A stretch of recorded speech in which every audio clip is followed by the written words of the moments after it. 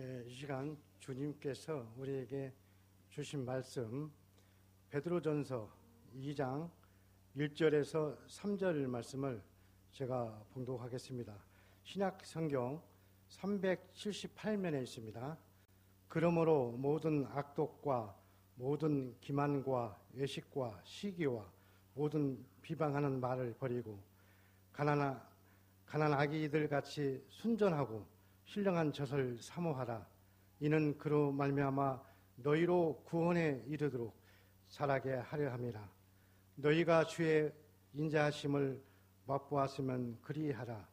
아멘. 우리 이남성교회 주간 예배입니다마는 오늘 모든 성도들에게 자기 자신을 한번 되돌아볼 수 있는 계기가 되는 말씀이 되겠습니다.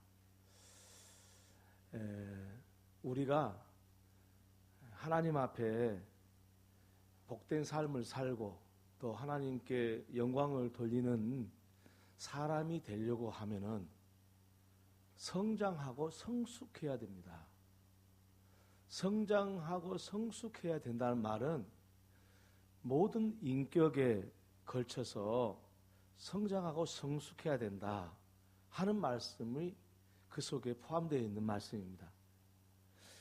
그런데 우리는 어떻게 성장하고 성숙해야 되는데 별로 관심이 없는 것 같습니다. 왜 그렇게 말씀을 드리냐면은 신앙생활을 하는 과정에서 자기 자신의 성숙과 성장에 힘을 쏟는 그런 일이 가장 중요함에도 불구하고 사람들과의 관계에서 내 외면적인 것에 많은 시간을 쏟다 보니까 성장과 성숙은 내 내면의 것을 이야기하고 있는데 사람들과의 관계에다 많은 그런 힘을 쏟다 보니까 내적인 성장에는 별로 관심이 없을 수밖에 없는 그런 상황이 된 것 같습니다.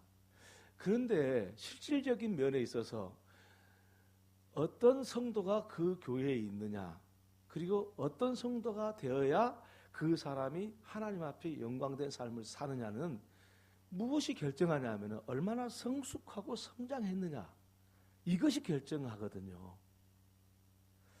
우리가 이 생활을 하면서, 신앙생활을 하면서 거기에 대해서 깊은 관심을 가져야 되는데 그렇지 못하게 되는 이 여건들, 이런 여건들을 우리가 가지고 있다는 사실을 생각하고 오늘 말씀을 통해서 이거를 좀 잘 정리하시는 우리 이 남성교회 그리고 모든 성도들이 될 수 있기를 바랍니다. 그래서 오늘 말씀이 우리가 많이 들어봤던 말씀인데 신령한 젖을 사모하라 하는 말씀입니다. 근데 그 앞에 붙은 말이 무슨 말씀이냐면은 갓난아이와 같이라는 말이 앞에 수식을 하고 있습니다. 그런 너희가 갓난아이와 같이 신령한 젖을 사모하라. 그렇게 말씀하고 있을 때 갓난아이를 왜 들어서 말씀했을까? 라는 것입니다. 여러분, 갓난아이는요 엄마의 젖만 찾습니다. 갓난아이한테 무슨 뷔페, 잘 차려진 뷔페 음식을 찾는다든지 뭐 한식을 찾는다든지 뭐 생선탕을 찾는 게 아닙니다. 갓난아이는 무엇만 찾냐면은 엄마 젖만 찾아요. 다른 거 찾지 않아요. 그래서 그 갓난아이란 말을 거기다가 수식을 한 이유는 우리가 갓난아이와 같이 엄마의 젖만 찾는 갓난아이가 같아야 된다는 우리 자신을 스스로 알 수 있도록 우리에게 설명을 해주고 있는 거예요, 이게. 다시 말씀드리면은 갓난아이와 같이 신령한 젖을 사모하라 라고 말하는 것은 너희가 갓난아이와 같은 삶의 방식을 가져야 된다라는 것을 말하는 거예요. 그런데 갓난아이는 그와 우리 앞에서 말씀드렸다시피 무슨 맛있는 음식을 찾는 게 아니고 엄마 젖을 찾는데 그는 본능적으로 찾아요. 본능적으로 엄마의 젖을 찾는 갓난아이의 모습, 우리가 상상할 수 있지 않습니까? 지금 몇 시가 됐으니까 엄마 젖을 먹어야 되겠다, 이런 게 아니에요. 본능적으로 젖을 찾는 거예요. 엄마 젖을. 이거는 배운 게 아니라는 뜻이에요. 배워서 되는 게 아니라는 거예요. 그러니까 이 말을 갓난아이라고 아이와 비교를 해서 우리의 신앙생활의 성장과 성숙을 이야기하는 이유는 갓난아이가 본능적으로 타고났듯이 우리도 본능적으로 타고났다는 거예요. 근데 그걸 설명할 필요가 뭐가 있습니까, 사실. 아니, 본능적으로 타고났는데 무슨 갓난아이와 같이 젖을 사모해라 그렇게 말할 필요가 뭐가 있어요. 본능적으로 타고났는데. 갓난아이가 뭐 너는 엄마 젖을 사모해라 그래 갖고 엄마 젖을 안 먹잖아요. 그냥 본능적으로 타고난 거예요. 그런데 왜 하나님께서는 오늘 이 말씀을 하실 때에 갓난아이와 같이 이렇게 본능적으로 우리가 엄마의 젖만을 사모하는 그런 존재이라면은 말할 필요가 없는데 왜 굳이 갓난아이와 같이 젖을 사모해라 라고 말씀을 하셨나, 이 말씀이죠. 여기에는 중요한 의미가 담겨져 있습니다. 갓난아이는 엄마의 젖을 본능적으로 사모하듯이 거듭난 사람은 정말 성숙과 성장의 삶을 살려고 하면 본능적으로 하나님의 말씀을 사모할 정도가 돼야 된다는 거예요. 그 이 말을 좀 간추려서 말씀을 드리자면은 성장과 성숙을 하려고 하면은 다른 것 필요가 없어요. 무조건 하나님의 말씀을 사모하고 그 말씀만 본능적으로 갓난아이가 엄마 젖을 찾듯이 우리가 찾는 그런 존재가 되어야 된다는 것을 말씀하고 있는 거예요. 그러니까 이 말씀을 종합해서 말씀을 드리자면은 갓난아이와 같이 신령한 젖을 사모하라고 하신 말씀에는 우리가 성장과 성숙을 위해서는 어린아이와 같이 본능적으로 오직 다른 것 말고 뭐 뷔페 음식 또 뭐 한정식 뭐 이 생선탕 그건 안 찾고 엄마 젖만 찾듯이 그렇게 찾아야 된다는 거예요. 그것이 비밀이라는 거예요. 성장과 성숙하려고 하면은 그것부터 바꿔줘야 된다는 거예요. 갓난아이의 체질이 돼야 된다는 거예요. 그렇지 않고는 우리는 성장과 성숙이 없다는 거예요. 시작할 때 말씀드렸다시피 갓난아이와 같이 신령한 젖을 사모하는 사람은요 성장과 성숙을 할 수 있는데 그렇지 않은 경우는 성장과 성숙이 안 된다는 거예요. 성장과 성숙이 안 되면은 어떻게 됩니까? 그 사람은 아무것도 못해요. 하는 일이 어떤 일만 하게 되냐면은 성장 못한 그 티가 나는 거예요. 티가. 그래서 갓난아이와 같이 젖을 사모하면, 신령한 젖을 사모하면은 어떤 변화가 일어나는 건지 그 증거에 대해서 말씀을 하고 있어요. 다시 말씀을 드리면은 갓난아이와 같이 신령한 젖을 사모함으로써 우리는 비로소 성장을 하고 성숙하는데 그 성장과 성숙이 어떻게 드러나는지 오늘 1절부터 3절에 있는 말씀이 그걸 하고자 하는 거예요. 흔히들 많은 사람들이 생각을 해요. 뭐냐면은 우리가 깨어서 우리 옛 사람을 벗어버리려고 결단하고 노력을 하면은 우리가 성숙하는 것처럼 생각하는 거예요. 아니에요. 그걸 빨리 내려놔야 돼요. 그래야 진짜 성숙할 수가 있어요. 그걸 내려놓고 어쨌다는 거예요. 그걸 내려놓고 무조건 어린아이가 엄마 젖만 찾듯이 무조건 본능적으로 엄마 젖만 요구하듯이 그거 요구해야 된다는 거예요.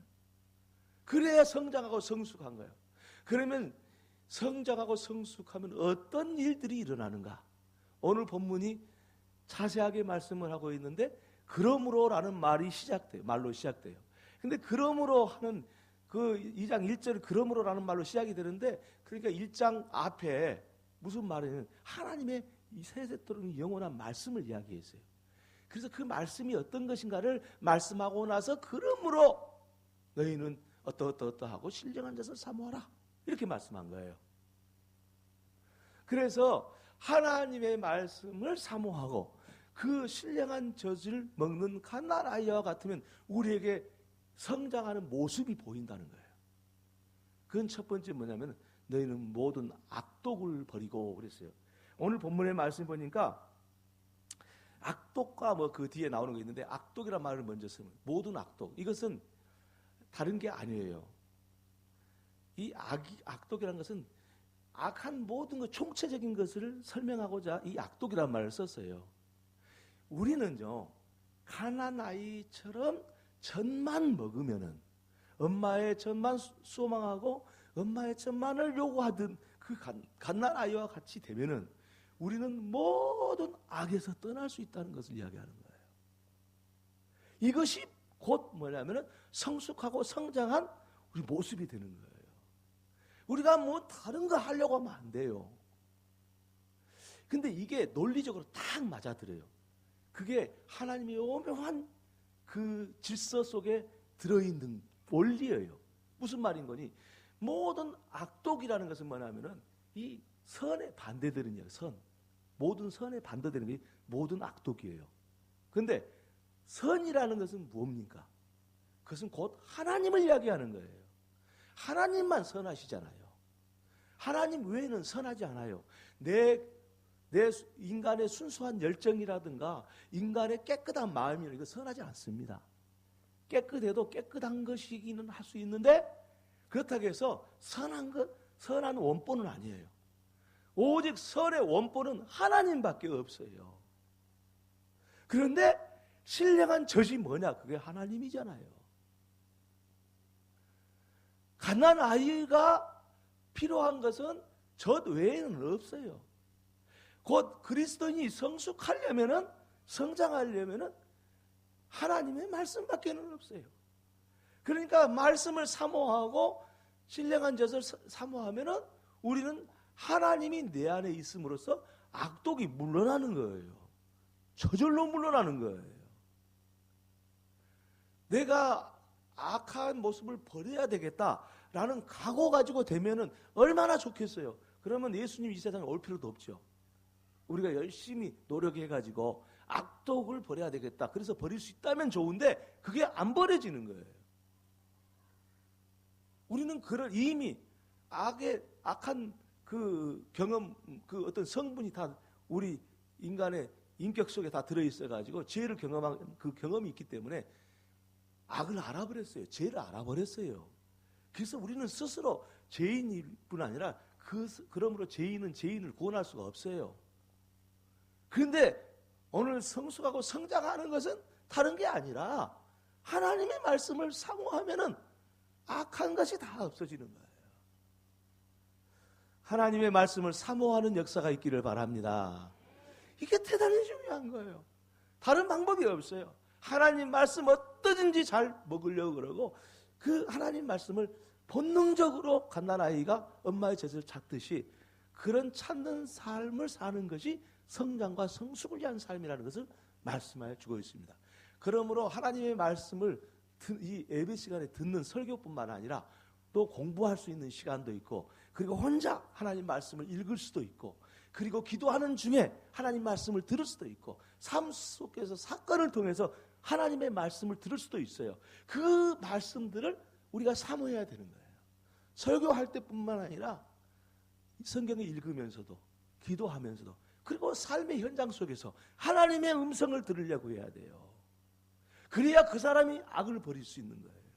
내가 버리고 싶다 해도 버려지는 게 아니에요. 악을 버린 만큼 선한 사람이 되고 선한 사람이 된 만큼 그 사람은 어떤 사람이 되겠습니까? 그 사람은 다름이 아니라 성장과 성숙한 사람이 되는 거예요. 아무리 공부를 많이 하고 아무리 많은 지식을 가지고 있다 해도 그 사람은 선할 수 없어요. 그 사람 보고 선하라는 게 아니에요. 신학적으로 뭐 많이 알고 있다 해서 그건 그 조건이 되질 않아요. 하나님의 말씀을 사모하는 갓난 아이와 같이 하나님의 말씀을 사모하는 사람이 그 사람이 선한 사람이 되는 거예요. 우리 이 남성교회는 정말 성숙한 그런 연령에 도달해 있습니다. 인생을 다 통달할 만큼 그런 연세에 도달해 있습니다.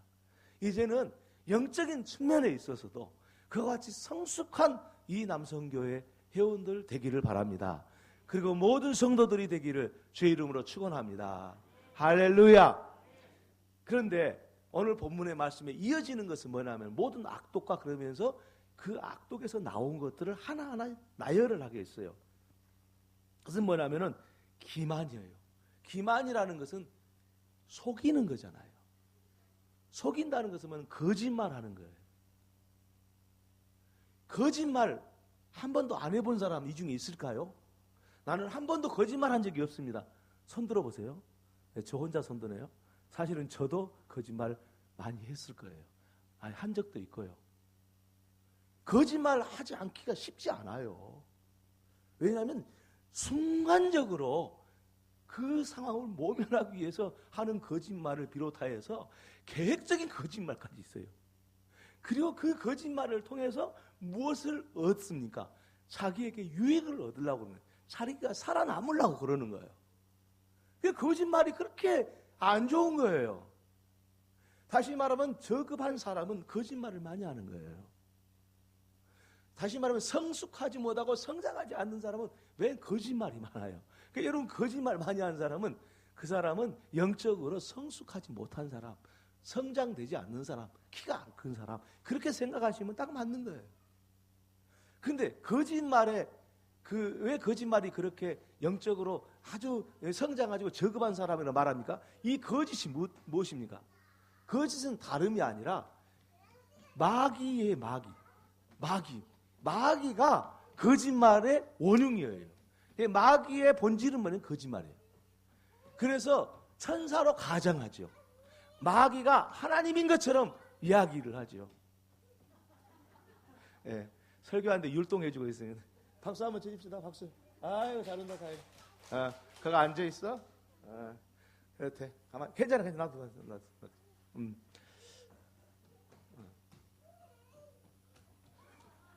예, 율동을 좀 봐야 되겠어.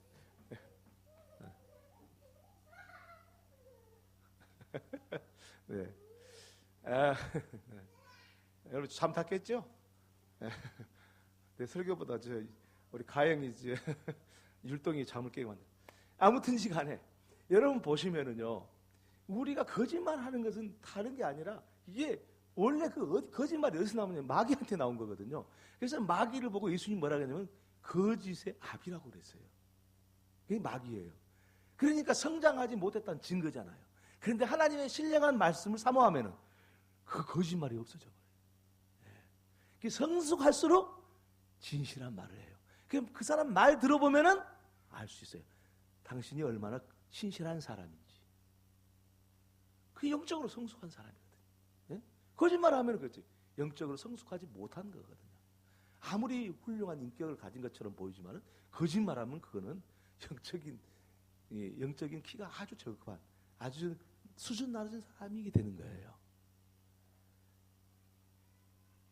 신령한 젖을 사모하면 거짓말하지 않을 수 있는 능력이 우리한테 임하는 거예요. 그런 은혜가 있기를 바랍니다. 마귀는 우리한테 거짓말할 것을 요구를 해요.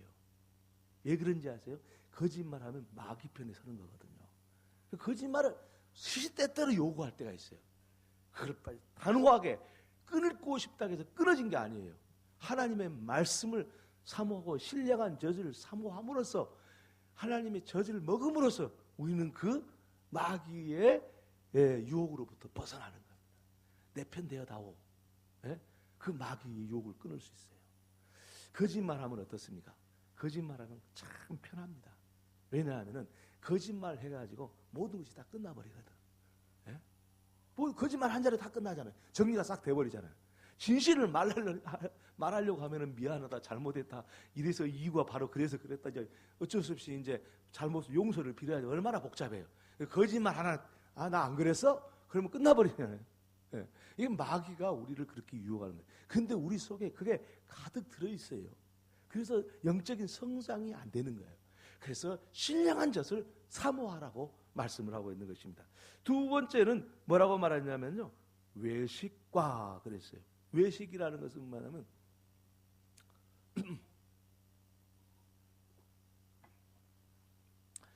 외식이라는 것은 무엇이겠습니까? 우리가 말 아는 그대로 다른 사람에게 자기를 가장해서 보이는 거예요. 내가 훌륭하지도 않는데 훌륭하다고 그러고, 예? 나는 마음이 착하지도 않는데 마음이 착하자고 그러고, 내가 이 좋은 일도 하지도 않았는데 좋은 일을 했다고 그러는 거예요. 외식하는 것은 자기 보호 본능에서 나오는 거예요. 자기를 더 돋보이기 위해서, 자기의 보호를 위해서 외식하는 사람이 나오는 거예요. 그런데 그 속을 들여다보면 빈 강정이에요. 외식하는 사람들 보면은요, 속에 들어가면 내용물이 없어. 허탕이야.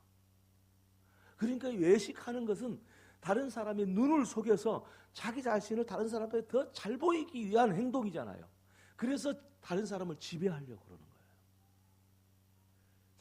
참, 이 오묘한, 이 언어 속에 오묘한 게 들어있잖아요. 그러니까 자기가 외식하는 이유는 달래서 그런 게 아니라 자기보다, 다른 사람보다 자기가 월등히 수준이 높고, 그래서 나는 당신보다 훌륭한 사람입니다. 그래서 나는 당신보다 높이 있는 사람입니다. 그래서 나는 당신을 지배할 수 있습니다. 이거 표현이거든요. 그렇게 외식하는 게 너무 안 좋은 거예요. 여러분, 중요한 사실은요, 외식하는 것이 교회 안 다니는 사람도 외식하는 게 많은데 교회 다니면 외식이 더 심해진다는 거 아십니까? 그리고 교회 오래 다닐수록 심해진다는 거 아십니까? 평신도보다 목사가 더 외식하기가 쉽다는 거 아십니까? 집사보다는 장로가 더 외식하기가 쉽다는 거 아십니까? 우리를 유혹하는 것들입니다. 우리가 정말 영적인 성숙을 하려면 외식하는 것이 빨리 끝나야 됩니다. 내가 그래도 목사인데, 그래도 장로고, 그래도 내가 안수자 권사인데, 이것 드러내기 시작하면은 속에 빈 강정과 같이 돼요. 그래서 속이 성숙하지 못해 겉으로는 성숙한 것 같고 성장한 것 같은데 그렇지는 않아요. 내용에 들어가 봤더니 조금만 시험이 와도 싹 무너져 버려요. 그래서 예수님께서 바리새인들을 향해서 신랄한 그 지적을 하고 계시잖아요. 해칠한 무덤 같은 사람들아. 마태복음 23장에 보면은 바리새인에 대해서 얼마나 강하게 질책을 하고 계신지 몰라요. 왜 그럴까요? 그들이 이스라엘의 선생이라고 하면서 자기 소개를 들여다봤더니 영적으로 완전히 빈 껍데기거든요. 그러면 이스라엘이 뭐가 되겠어요? 그래서 예수님께서는 그 바리새인들을 향해서 신랄하게 질투한 거예요. 되지도 못하고 된 것처럼 생각하는 그들을 향해서 말씀하시고. 그런데 이거 여러분, 이 유혹을 어떻게 이길 수 있을까요? 내가 당신보다 10년이나 교회 오래 다녔는데 20년 오래 다니고 당신보다 내가 직분도 더 큰 직분을 맡았는데 당신보다 더 못하는 삶을 산다는 걸 보여준다는 걸 내 자존심상 허락되지 않고, 그리고 내가 이 직분을 가지고서 당신 앞에 내가 더 훨씬 더 훌륭한 믿음을 가졌다고 드러내야 되는데 그 유혹을 이기기가 쉽냐고요. 네? 저를 비롯한 모든 목사님들이 참 이런 외식에 빠지기가 쉬워요. 목사니까 거룩한 척 해야지. 그럴 수 있잖아요. 무서운 거예요. 근데 그걸로 인해서 성도들 앞에 좋은 모습으로 보이고 성도들이 목사로 보이도록 하는 그런 외식하는 사람은 영적으로 정말로 저급한 거예요. 그리고 그것을 이기기가 쉽지는 않아요. 그런데 어떻다는 거예요? 갓난 아이와 같이 신령한 젖을 사모하면은 네가 거기서 이겨내는 성숙한 사람이 되겠다는 거예요. 오늘 저와 여러분이 하나님의 말씀을 사모함으로써 그 말씀을 통해서 외식에서 벗어날 수 있기를 바랍니다. 할렐루야. 내가 오래 다녔어도 높은 직분을 가지고 있더라도 저는 이것밖에 되지 않습니다. 거짓말을 할 필요가 없는 겁니다. 마귀가 우리를 그걸 유혹을 해서 넘어뜨리려고 합니다. 그래, 다른 사람 앞에서만 잘해. 집에 가서는 개판으로 살아도 괜찮아. 그때는 밖에 나가면 네 맘대로 하고 교회에서는 참 훌륭한 사람으로 보이도록 해. 마귀가 우리를 유혹합니다. 근데 그게 안 넘어갈 사람이 별로 없습니다. 영적인 성숙이 없이는 그게 불가능한 일입니다. 갓난아이와 같이 신령한 젖을 사모하는 저와 여러분들 되기를 바랍니다. 할렐루야. 세 번째는 뭐라고 말씀하고 있냐면은 시기라는 말씀을 하고 있습니다. 시기라는 것은 무슨 뜻이냐면 질투하는 겁니다. 질투. 시기는 다른 사람이 나보다 잘 됐을 때 하는 겁니다. 다른 사람이 잘 때는 꼴을 못 봅니다. 우리 옛 말에 있죠. 사촌이 논을 사면 배가 아프다고. 이 시기입니다. 참, 이 시기라는 게요. 이게 어디가 숨어있다 나온지 몰라요. 저도 시기하는 내 자신의 모습을 보면서 힘들어하고 고통하는 시간들이 많이 있습니다. 어느 교회가, 옆에 교회가 잘 된다더라. 막 부흥한다더라. 긴장이 막 머리가 뾰족뾰족 서는 것 같은 긴장이 나한테 올 때가 있어요. 그 정신 차려보면 이게 잘못된 거잖아요. 잘 때면 잘 때면 빡 박수 쳐줘야지. 근데 어디 숨어 있다가 나오는지 진짜 고백하지 않을 수가 없어요. 그게 나한테 너무 잘못됐더라고. 내가 어디서부터 지금 잘못돼서 이런 일이 나오는 건지, 이런 생각이 드는 건지. 교회에서 누군가를 칭찬하면요, 교인들이 난리가 납니다. 누구 한 사람 김 집사님을 칭찬했다 그러면 교인들이 난리가 나. 왜 그럽니까? 나도 잘된 거 있는데, 저 사람보다 잘된 거 있는데. 이 시기 질투가 나오는 거예요. 근데 이 시기 질투는 평화를 깨트립니다. 평화. 사랑과의 평화, 자기 자신에 있는 하나님의 평안, 이걸 깨트려버리는 거예요. 그러니까 어떻게 돼? 나락으로 떨어지게 만드는 거예요. 성질 못 쓰게, 성질 못 되게 하고. 시기 질투. 무섭습니다. 우리는 어디에 우리 몸속에, 어디에 우리 인격 어디 속에 숨어 있다가 이것이 나오는지 정말 감당하기가 어렵습니다. 그래서 어디에 숨어 있는지 알면 좋겠는데 사실은 알고 보니까 저변에 싹 숨어 있어요.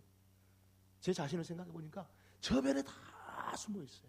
자, 어렸을 때부터 형제간끼리 오손도손 살면 좋은데 많이 먹으려고 시기 질투하죠. 네. 공부 잘하려고 하는데 그냥 공부라는 그러잖아요. 뭐 수학을 배운다 그러면 이 수학에 대해서 내가 잘 알면 될 판인데 옆에 있는 친구보다 더 맞으려고 막 신경을 곤두세우잖아요. 훈련이 돼 있더라고요. 시기하는 것이 훈련이 돼 있어. 성장의 과정을 살펴보니까.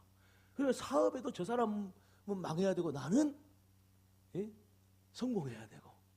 막 이게 다 숨어 있는 거 아니에요? 그거 쉽지 않습니다. 시기하는 거. 누군가를 칭찬해주고 나면은 내 속에 어디에 숨어 있다가 나와가지고 나를 완전히 망가지게 만드는 거예요. 여러분, 시기한 사람 보면 진짜 어떤 생각이 들어요? 추한 생각이 들잖아요. 다른 사람 잘했으면 막 박수 쳐주고 그래야 돼. 박수를 못 치는 거예요. 그러니까 그 사람과의 관계가 나빠지고 내 자신의 평화가 깨지면서 믿음이 싹 떨어져 버리는 거예요. 영적인 성숙이 아니라 저그밖에 내려가 버리는 거예요. 그래서 시기하는 것, 이기는 것도 내가 스스로 할 수 없습니다. 우리는 너무 시기하도록 훈련을 많이 받았어요. 삶 속에서 너무 많이 받았어요. 그래서 스스로 못 이겨요. 저 평생 살아오는데 예수 믿는 순간부터 시기하는 거 싹 없어지나요? 그럴 리가 없어요. 저 밑에 어디서부터 숨어 있어가지고 막 튀어나오는 거야. 교회에서요, 우리 그런 거 다 경험하잖아요. 저는 이 항전직 투표하는 거 겁이 나서 못 하겠어요. 어쩔 수 없이 어떤 사람 되고 어떤 사람 안 되고 그러잖아요. 근데 안 된 사람은 어때요? 막 힘들어 하잖아요. 이겨내야 되는데. 그래가지고 나 아무것도 안 옳고 다 놀라요. 이렇게 말하고 별 이야기 다 나오잖아요. 그래서 어떻게 하면 항전직 투표 안 했으면 좋겠어요. 막 그런 생각이 들어요. 어떻게 좀 자격 맞춰가지고 그냥 자격 된 사람만 시켜버리니까 뭐 그 생각도 들기도 해요. 힘들어. 한번 하고 나면 사람들이 시기 질투가 막 속에서 막 그러더라고. 그 투표에 참여하고 자격이 없는 사람들, 저 사람이 다 뭐 무슨 장로님이 됐어, 뭐 집사님이 되고 안수 권사님이 됐지. 그럼 막 시기하거든. 하나님의 말씀을 사모하지 않고는 여기서 벗어나지 못합니다. 하나님의 말씀이 우리를 시기하는 마음에서 벗어나게 하는 겁니다. 성숙한 저와 여러분 되기를 바랍니다. 할렐루야. 그 다음에 마지막으로 하고 있는 말씀은 비방하는 것. 비방한다는 말은 잘못됐기 때문에 그것을 비난하는 것도 비방 맞습니다. 그것도 잘못된 겁니다. 그래서 자기가 심판자가 돼가지고 다른 사람을 평가하고 비방하게 됩니다. 비판을 합니다. 이 성품은 어디서 나온 것입니까? 그것은 자기가 죄인이라는 것을 증명하는 겁니다. 비판하는 사람은. 다시 말하면은 죄에서 벗어나지 못했다는 말을 이야기하고 있습니다. 왜냐하면 비판은 그것은 바로 마귀적인 것이기 때문에 자기 자신이 죄에서 못 벗어나는 거예요. 그런데 이 비판을 하는 것이요, 나는 안 씁니다 하는 사람이 아무도 없어요. 다 비판을 해요. 왜 그럴까요? 자기 자신의 그 죄성을 드러내는 건데, 저 사람을 비판함으로써 나는 정당화시키는 거예요. 내 자신을 정당화시키는 거예요. 나는 옳고 니는 틀렸다 이거예요. 근데 사실은 객관적으로 따져놓고 보면은 그렇지도 않는데, 다른 사람은 틀렸고 나는 옳다. 그래서 선을 긋습니다. 심판을 하는 거. 너는 그런 사람이다.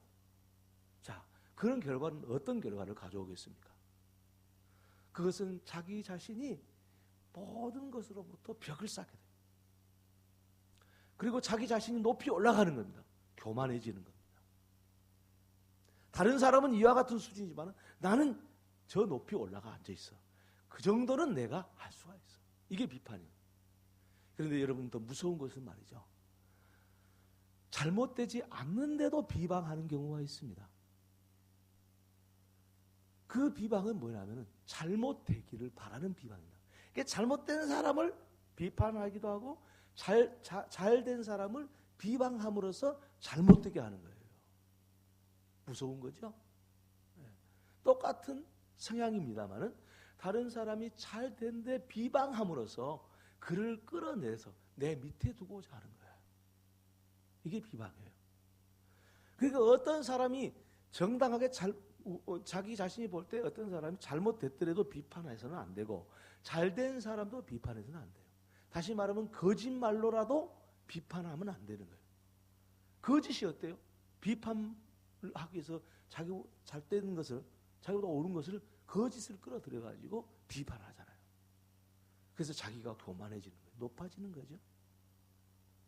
그러므로 여러분, 이 비방한다는 것은 오늘 우리가 사실은 죄인이기 때문에 타고났고, 죄인이기 때문에 그런 비판이 우리 속에 항상 드러나게 되어 있습니다. 이걸 어떻게 고치겠습니까? 여러분은 부부간에 살면 얼마나 사랑하고 정말 복된 관계입니까? 그런데 부부싸움 하면 어떻습니까? 비판합니다. 무서운 겁니다. 모든 것들을 깨트려버리고 모든 것을 파괴해버립니다. 비판은. 사실 알고 보면은 그 부부간에도 비판하다 보면 어디까지 비판하면 아무것도 아닌 것부터 시작해가지고 어디까지 내려가냐, 상대방을 길러진 그 배우자의 부모까지, 그 가문까지 내려가가지고, 가문을 봤어요? 그 배우자의 부모를 봤어요? 일면만 봤지? 거기까지 비판을 해요. 그럼 거기는 아주 심각한 비판이 되는 거예요. 그러고는 함께 공존할 수가 없어요. 그래서 저급한 영적인 사람이 돼버립니다. 그래서 하나님께서는 신령한 젖을 사모해라. 그러면 비판하지 않고 반대로 어떨까요? 칭찬하는 사람이 됩니다. 시기하지 않고 축하해 줍니다. 질투하지 않고 용기를 붙어다 줍니다. 외식하지 않고 기만하지 않고 그들의 사랑으로 대하는 거죠. 그럴 능력이 우리한테 오게 되는 거예요. 비판하면서 사랑할 수 있다? 불가능한 일입니다. 하나님의 말씀을 사모함으로써 그 말씀을 먹고 풍성해짐으로 사랑할 수 있는 거지. 비판하면서 사랑할 수 있다? 거짓말입니다. 거짓말하면서 기만하면서 사랑할 수 있다? 거짓말입니다. 시기하면서 사랑할 수 있다? 거짓말입니다. 다 거짓말이에요. 왜? 그것은 공존할 수가 없습니다. 그래서 오늘 말씀에 갓난아이와 같이 신령한 젖을 사모하라 말씀하신 것은 신령한 적 하나님의 말씀과 그 악독들이 함께 공존할 수 없기 때문에 이 신령한 젖을 통해서 악독을 몰아내는 겁니다. 그래서 성숙한 사람, 성장할 수 있는 사람이 되는 것입니다. 오늘 주간 예배를 드리는 모든 우리 이남성교회 회원과 그리고 모든 성도님들이 신령한 젖을 갓난아이와 같이 사모하는 그런 믿음의 삶을 살아가는 복된 삶이 되기를 주님의 이름으로 축원합니다. 할렐루야. 우리 옆에 분들한테 축복해 주시기 바랍니다. 하나님의 말씀으로 충만하시기를 바랍니다.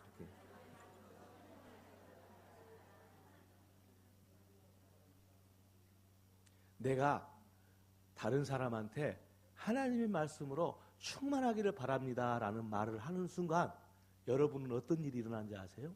여러분에게 벌써 충만하게 되었고 모든 악독으로서 벗어나는 순간이 되는 거예요. 이 말 한 자리가. 말이 참 중요합니다. 생각에서 나오는 것이기 때문입니다. 생각이 참 중요한 겁니다. 그것은 하나님의 말씀으로 비롯됐느냐 아니면은 하나님 말씀이 아닌 죄성에서 비롯됐느냐가 생각이기 때문입니다. 오늘도 이 말씀을 통해서 저와 여러분이 성숙한 그리스도인으로 살아가기를 주의 이름으로 다시 한번 축원합니다. 기도하겠습니다. 하나님 우리 아버지 감사합니다. 우리 제2 남성교회 주간 예배를 통하여서 하나님 우리들에게 신령한 세계를 열어주신 것을 감사합니다. 신령한 젖을 사모하라는 주님의 말씀, 갓난 아이와 같이 사모하라는 주님의 말씀 우리 마음에 새기게 하시고 우리가 영적 성장과 성숙이 이루어지도록 인도하여 주옵소서. 예수님의 이름으로 기도 올리옵나이다. 아멘.